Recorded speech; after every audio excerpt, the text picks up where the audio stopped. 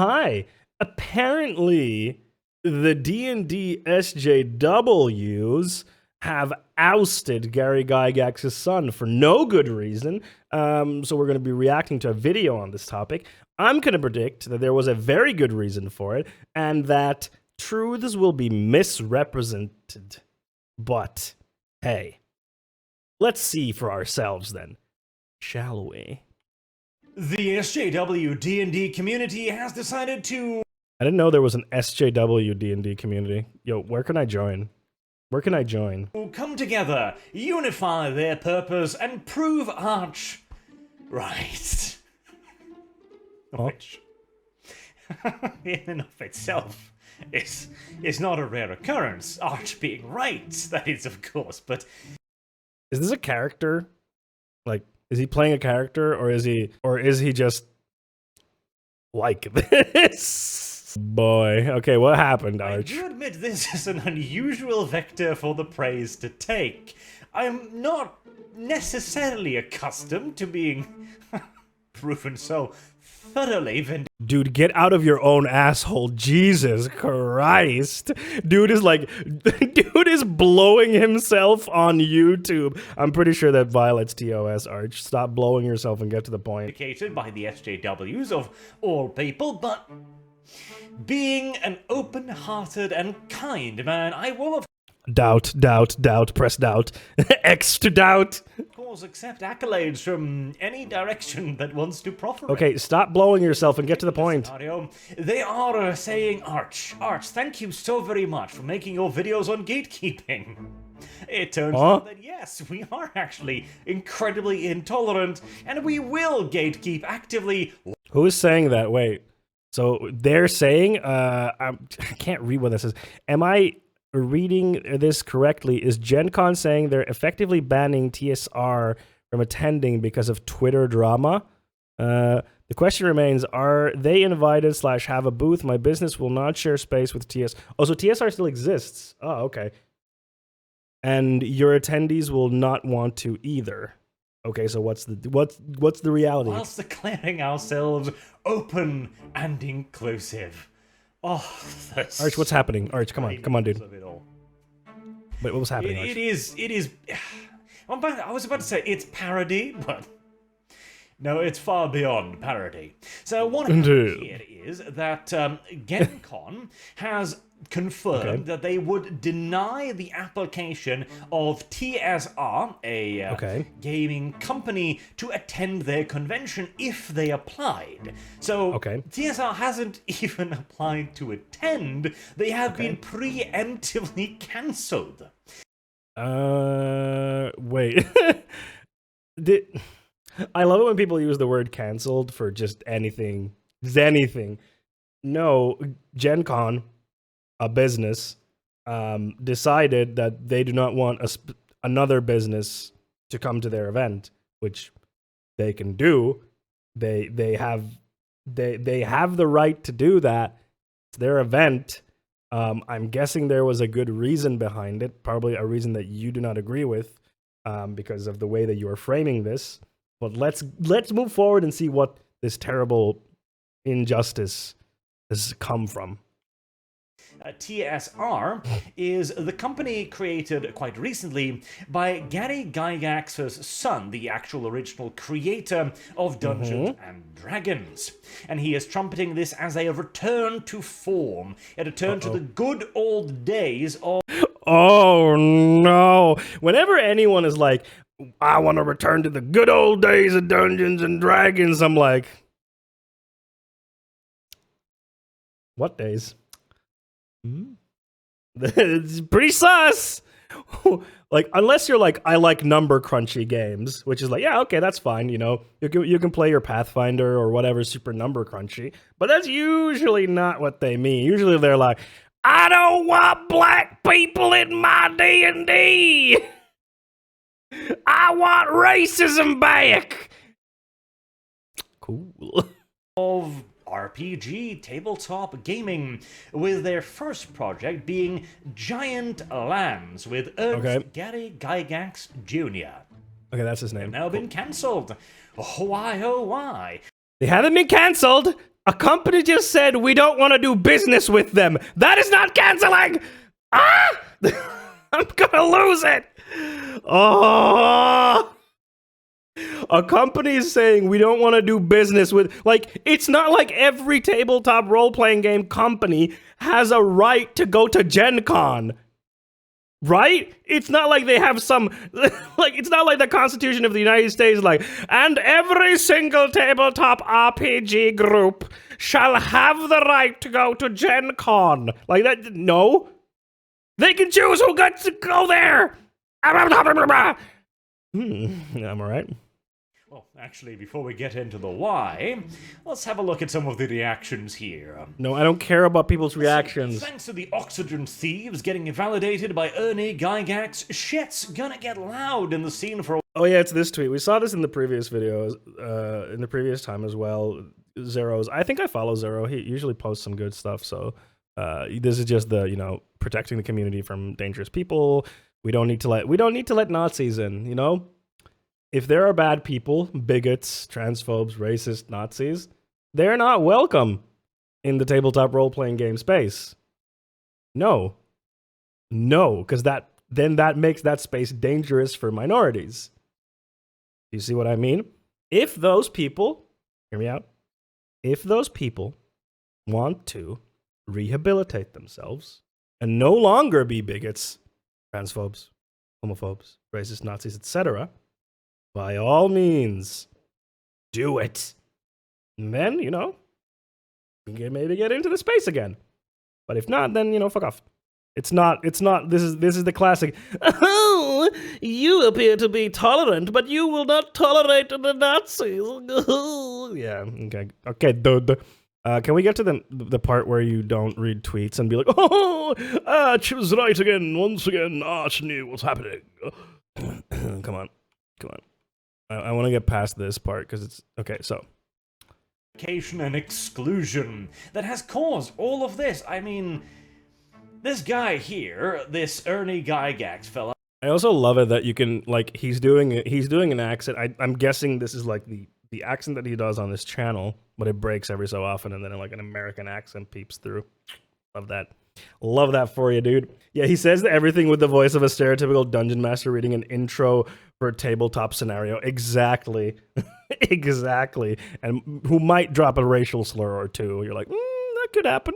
That could happen. And I love it, like, he's saying, like, it's all their fault for the people who are on Twitter, like, saying, like, yeah, please don't have TSR there. It's their fault. And I'm like, is it, though? What has Ernie Gary Gygax Jr. said or done then? Because that's what I would like to know. Because, like, once again, usually what happens with these is they misrepresent the facts to make it seem different.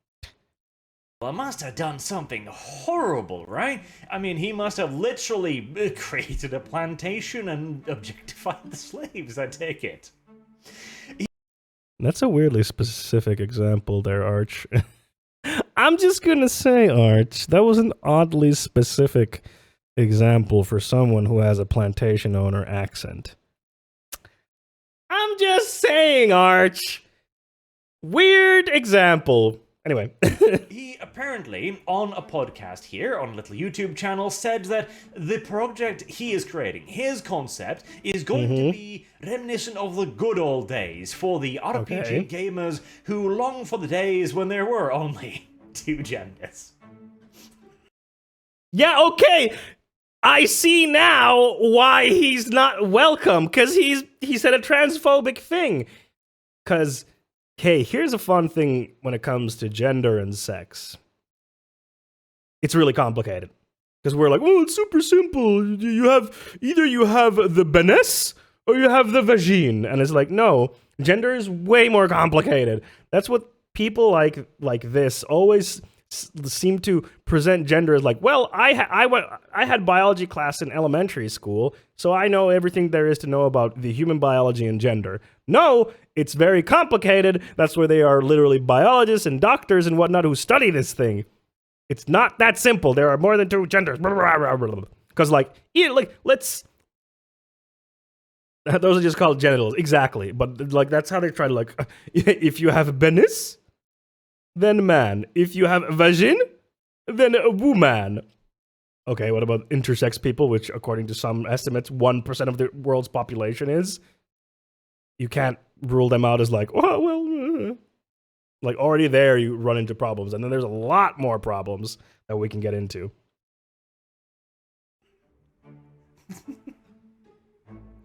You know, every time I think to myself, like, this is the bottom, like, this is the pettiest excuse. It's not petty, because there are a lot of, like, I don't know how many of the people into tabletop role-playing games are LGBTQIA+ nowadays, but there's a sizable fandom in that. And if you let people who are like, I'm a transphobe, essentially, who are openly transphobic into events, then those spaces become unsafe for these people.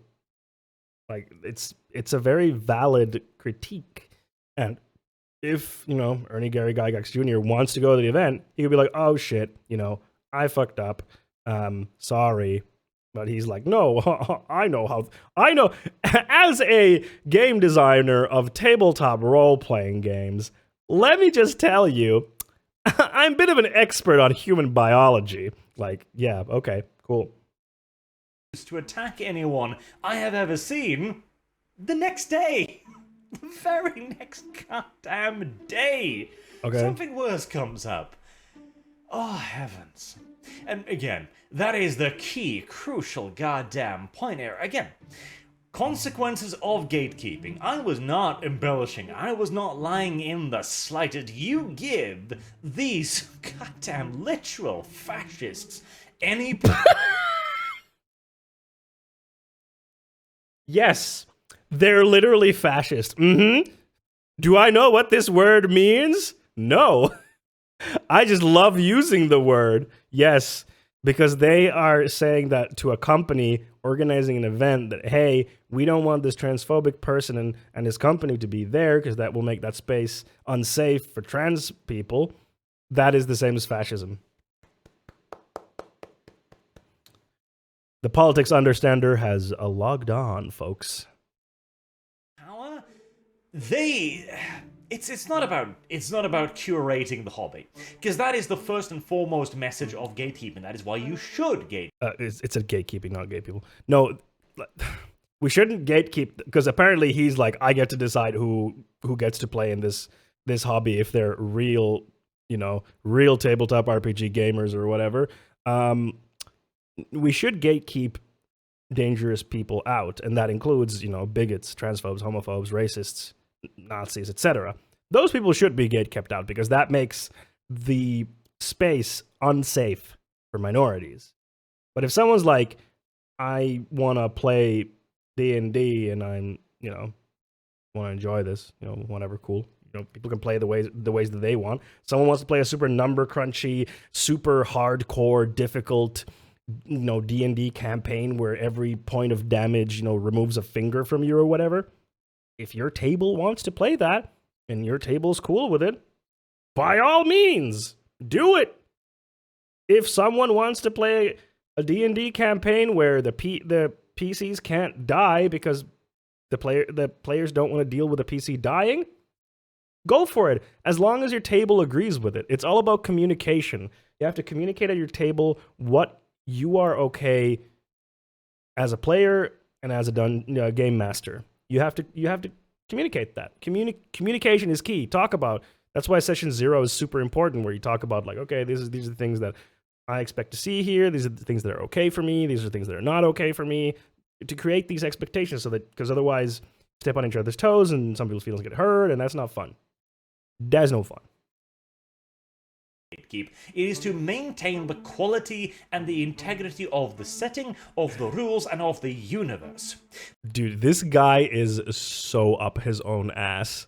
This guy is he will implode due to the reach that he is up his own ass. We must keep the hobby's quality and integrity at the highest quality. And how does he know? Well, because he's a true god gamer. He knows how these things are. He should decide. I bet this guy thinks zero sessions are SJW wokeism. Yeah, I bet. I would not be surprised. Everyone should die. Like, yeah. Because as a GM, like, the game is not for me, in my opinion. I'm the support when it comes to, playing, for example, D&D. I'm there to create a cool stage that the players can play in and uplift them to have meaningful and engaging moments. And that requires me to talk with my players to see what they want and what they're comfortable with. And if I would purposefully go against those, then that would go against my point of supporting their experience. We must keep the hobby pure, yeah. With an accent like that, you should not be saying lines like that. 40k was gatekept quite ferociously for many years, and it led to it having one of the most internally consistent universes in sci-fi or fantasy history. Firstly, like 40k, there's a big problem in 40k, firstly, that people didn't understand that the Space Marines are not the good guys! There was this big problem. The dumb fuck gamer bros didn't understand that, hey, the Imperium of Man, not good. And they were like, oh, cool, space fascism. And again, also, Justine, welcome to stream. Again, why do you care what other people do at their table? I don't understand this. Policing, like, if want to talk about someone being a fascist? This guy. Not literally, of course, but, why do you care? Like, how do you measure the integrity or the internal consistency of a universe of a tabletop role-playing game? What's the measure for it? There's so many, first of all, there's so many different, like, if we're talking just D&D, there's so many different settings of D&D. And everyone can, change them to fit what they want. What is this consistency? Like, there are these rules. The universe must be like this, because I decided that this is how all fantasy is. And if you deviate from this, you are terrible. Because that is not how this game is played. I am the role-playing police. Jeez. Same with Warhammer Fantasy as well. And it is no coincidence that recently, a good, Source? decade of stability, of constant quality. Again, the fact that, I don't know what this stability, if he's talking, 40k for the last decade has been good quality, I don't see what that has to do with people demanding that the spaces are inclusive. Or rather, that now it's gonna go to shit because people want inclusivity.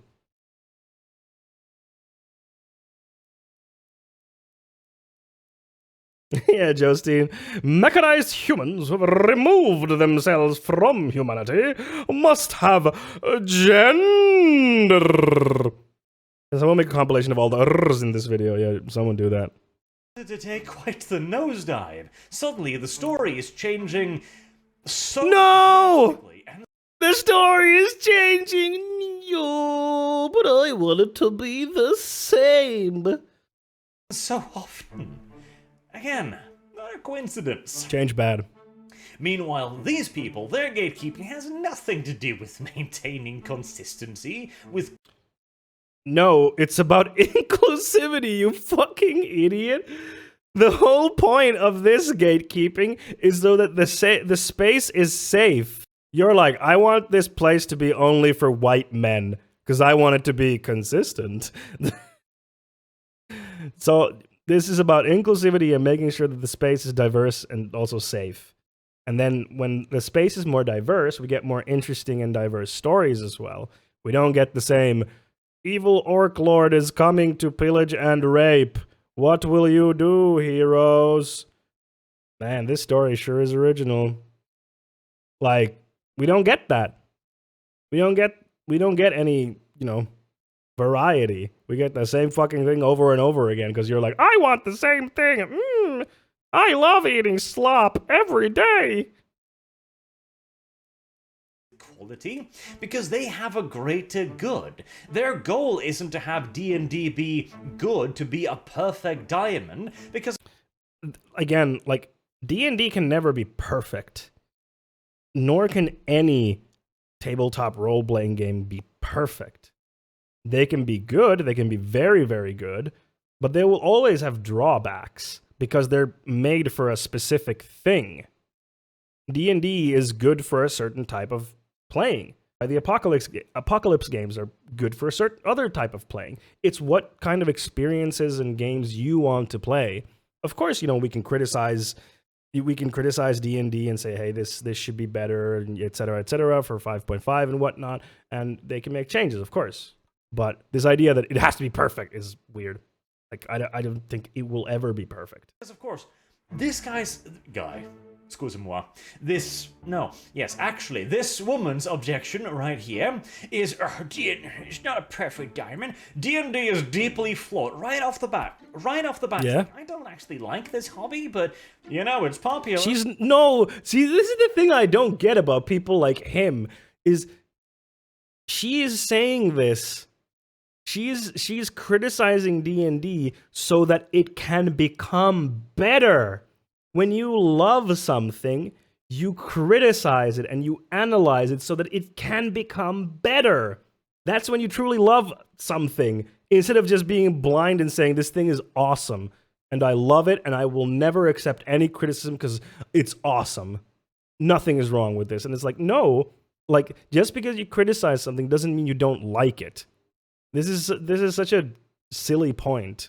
Like, this person is talking about this issue about, gatekeeping dangerous people out and D&D not being perfect because she wants this to be a better community, to be a better game. This is so ridiculous. And girls gotta make a living. But he's right about one thing. We need to Huh? And why do we need to gatekeep? Do we need to keep out the people who'd ruin the hobby, who'd simplify the rule set, who'd make bad stories, or... See, what's this make bad stories thing again? Like, again, unless you're talking about, like, official campaigns that are being released, then what, like...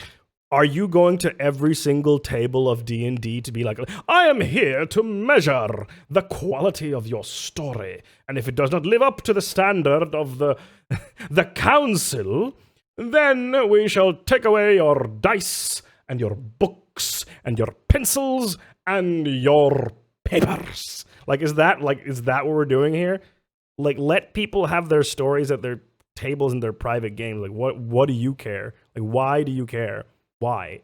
And D&D's rules being simplified, sure, you can criticize, like, there's, like, oversimplification of some rules, and hey, maybe you like a more number crunchy system. Maybe you want it to be more number crunchy and have more rules and complexity. There's other games like Pathfinder that you can go to, or Zweihander.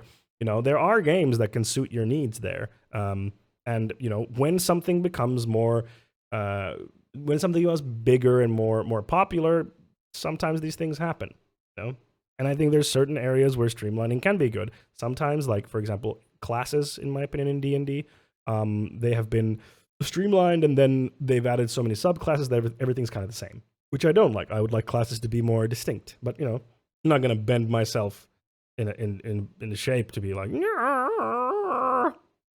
they may take our pens and paper, but they'll never take our dice! Oh.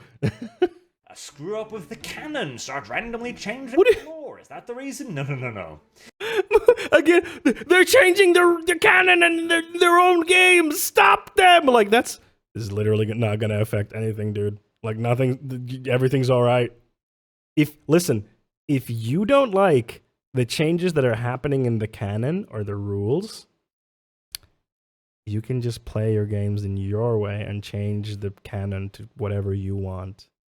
It's political buzzword. Oppression. See, again, it's such a retarded point, I don't even want to... Sorry for the R slur there. Okay. Hey, don't use that word, Arch. It's not cool. It's, it's one of those words that when you and me, Arch, we were growing up, you're roughly the same age as me looking at you, or in your late 90s, late 20s, sorry, early 30s. That was a word that was used very commonly. Like when I was a kid, we would use that very commonly, you know. But hey, Arch, here is 2022 or 21 in the case when you made this video. Let's not use that word. It's not cool. Naked, but oppression in a tabletop role-playing game. Like, even if there's a group somewhere that literally role-plays a slave cotton farm, why does he keep bringing up this slave owner plantation example? He's bringing up too much. Like, he's bringing it up a little bit too much for someone with that kind of accent, you know? I'm just saying. You know? Maybe we should audit his games and see what kind of stories he's telling. I'm just saying. He has one of those games going on. Wouldn't be surprised. Who the hell is being hurt by this? The people who are being hurt by, you know, transphobes in the case of Gary Gygax's son, or was it something Gary Gygax Jr.? Sorry, I don't remember the first name right now. Ernie Gary Gygax Jr. In the case of Ernie, he's being transphobic and he is directly hurting trans people. He's denying their existence by saying there are two genders. It's very, very clear who he is hurting with this type of rhetoric, and it is oppressive because it is denying the existence of trans people. Very simple. Very simple. Because, you know, it is not truthful, what he's saying. It is not based in biology. It is based in bigotry. Plain and simple. It's not based in reality. Hey, Declan, see you around. Have a good one. Oh no, we must protect the imaginary slaves. I think he misunderstood this tweet. So DnD may never have been a perfect diamond, but he's right about one thing. We will not give it back to those that work so gleefully to oppress, objectify, and exclude. So, from my understanding, she's not talking about characters in the stories. She's talking about people in the space, like Ernie Gygax, who are being excluding by being transphobic, etc. Like, he's misunderstanding the point. She's not talking about characters in the games. She's talking about people in the space. That's how I understand this. Why do you care? Don't worry. Nobody's gonna objectify you. Personal guarantee. Little misogyny there. You're actually not pretty enough to be objectified.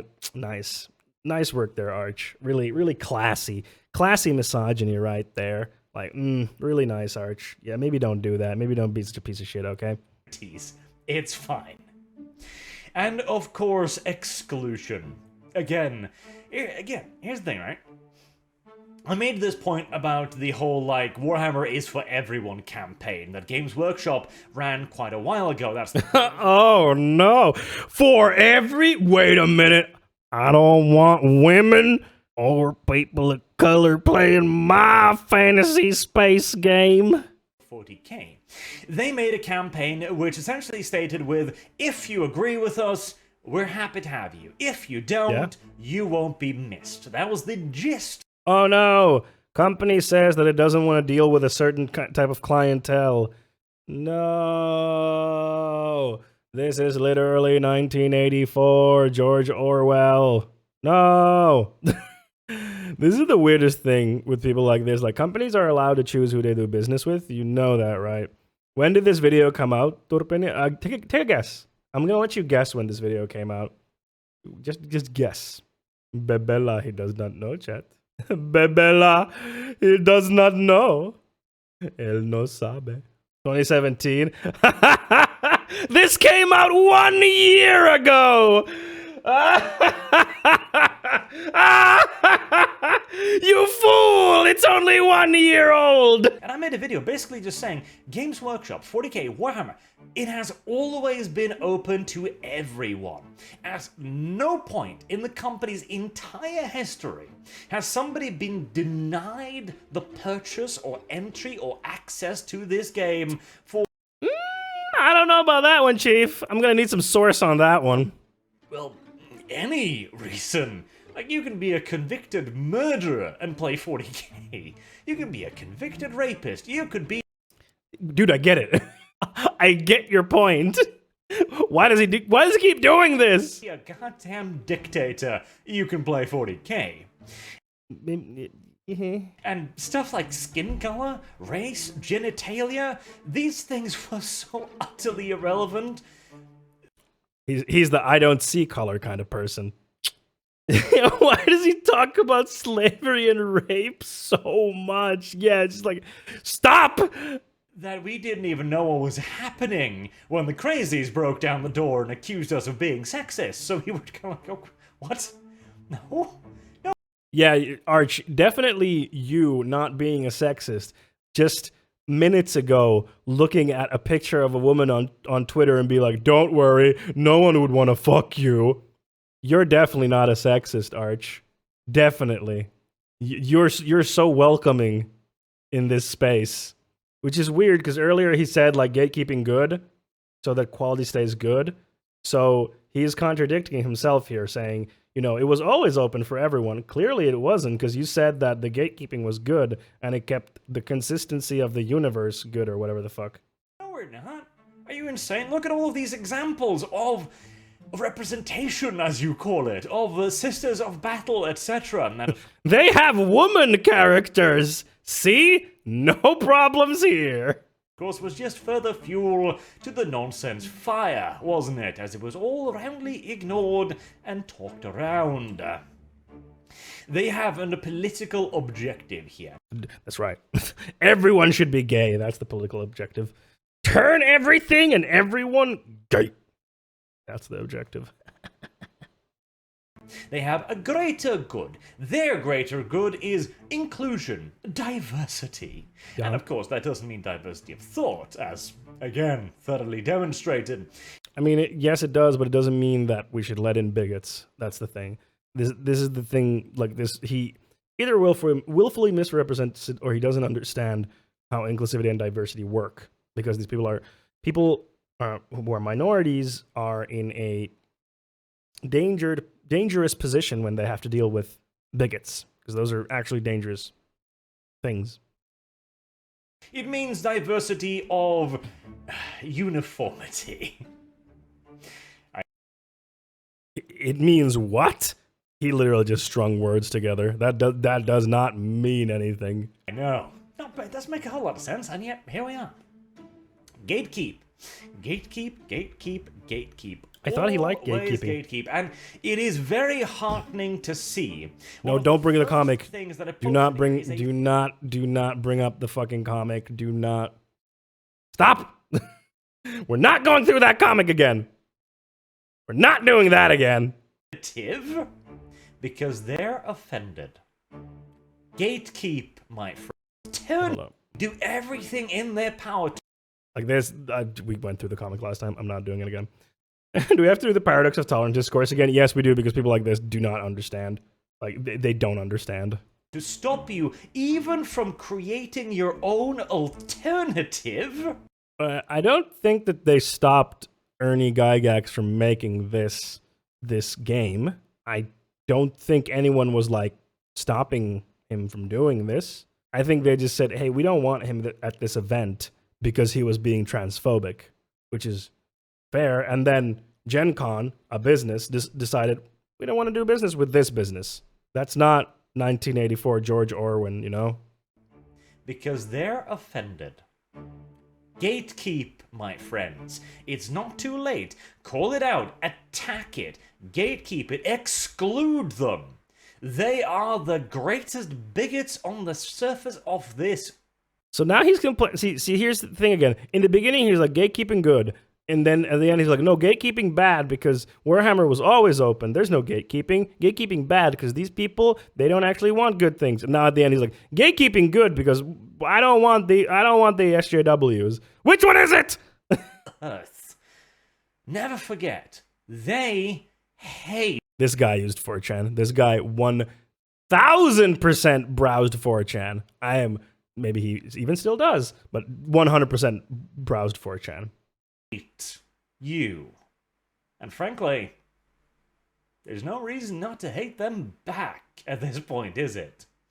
Is it There's a really simple solution to all of this. Really simple. Hear me out. I'm closer. Do not be a bigot. Do not be transphobic, phobic, racist, sexist. Because you were sexist in this very video. You were ableist in this very video, dropping the R slur. These are very simple things to fix if you just listen to the people who are hurt by these actions. And if you were to not be these things, not do these actions, there would be no issue. You wouldn't say transphobic stuff if Ernie Gygax hadn't said the transphobic stuff, or if he had said it and then be like, oh man, I'm super wrong about this. I'm so sorry. He didn't do that. From my understanding, there's solutions to this. But you don't want to do it. You were like, no, I'm right. They're wrong. Everything used to be better back in the day when I didn't have to think about minorities. Yes, according to him, it's bigotry to exclude bigots. Yes. Classic tolerance of intolerance, yada yada. Sin to be bigoted against the bigots? No, because again, as Karl Popper say, you must only exclude people when they reject the argument and reach for the fist and the pistol. I think we've been there for a decade or so now. Until next time, I've been Arch. Thank you all very much for watching, and I hope to see you all again soon. And remember... This guy. So yeah, as I predicted, misrepresentation of the truth did indeed occur. Ernie Gygax was transphobic, openly, and people said, no, we would rather not him be at this event. The event, which is a private business from my understanding, decided that they do not want to do business with this other private company called TSR, and to my understanding, companies do not have some kind of legal right to be a Gencon. So that's really what this is about, and Arch doesn't seem to like diversity in the space because he wants to keep being, sexist, ableist, etc. So yeah, that was that video. If you enjoyed this content, hit that like and subscribe down there because those do help me out, and comment what you thought about this video. All of that spreads the video around, and I would really enjoy that. And hey, there's another video on screen right now. You should check that out. It's a good one, I promise. And I stream these segments every Monday and Wednesday at 6 p.m. Eastern European Standard Time on Twitch, where you can see the little chat over there is from. I hope you all have a great rest of your day, and see you around. Goodbye.